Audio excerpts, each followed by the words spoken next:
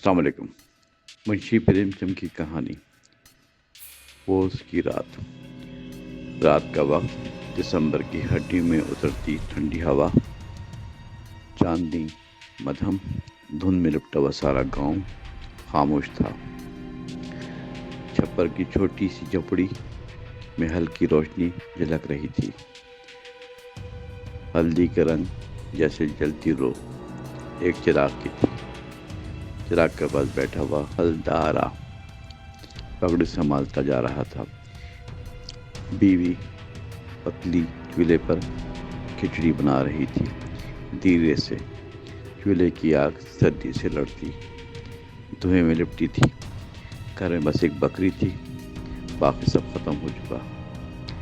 کھیت کا حال برا، آسمان نے بارش کا نذرانہ نہ دیا۔ زمین پھٹی، ہلداری نے پوکھر کھودا مگر فائدہ کچھ نہیں۔ بکری ہی تھی جو دودھ دیتی اور سانجھ کا سہارا تھی۔ بیوی روز کہتی، یہی بیچ دیں، کچھ دن تو آرام ہو۔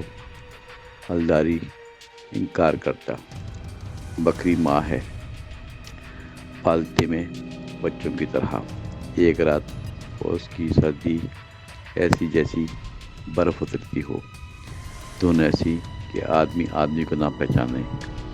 دوسرے پہر دروازہ زور زور سے کھٹکھٹایا گیا۔ بیوی بولی، کون ہوگا اتنی رات کو، کون آتا ہے؟ ہلداری نے چراغ اٹھایا، دروازہ کھولا، دیکھا گاؤں کا چوکیدار، چہرہ سنجیدہ، بولا، سرپنچ بلا رہا ہے، بکری چوری ہو گئی۔ ہلداری چونکا، بیوی چیخی، کہاں ہماری تو بندھی ہے پیچھے۔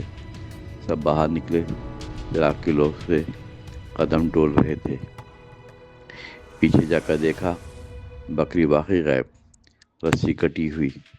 بیوی بیٹھ گئی زمین پر، رونے لگی۔ یہی تھی کل کائنات۔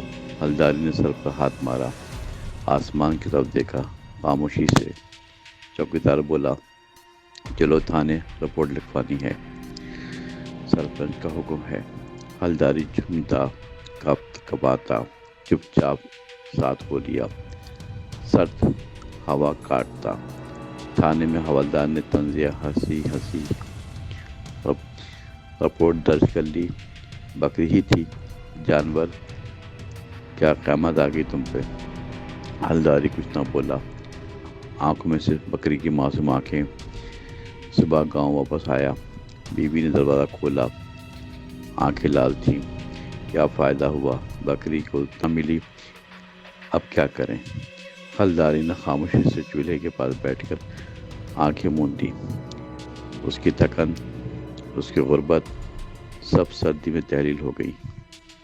گاؤں میں کئی دن تک چوری کی باتیں ہوتی رہیں۔ کسی نے کہا چندو کے لڑکے پر شک ہے۔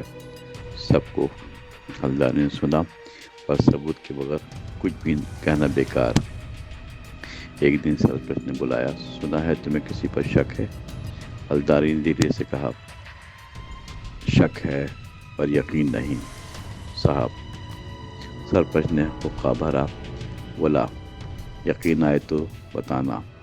فوراً دن ہفتوں میں بدلتے، پوس کی راتیں ٹھنڈی اور بے رحم رہی، بغیر بکری کے۔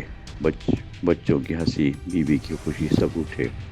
ہلداری کبھی کبھی پوکھر کنارے بیٹھا، چپ چاپ آسمان تکتا۔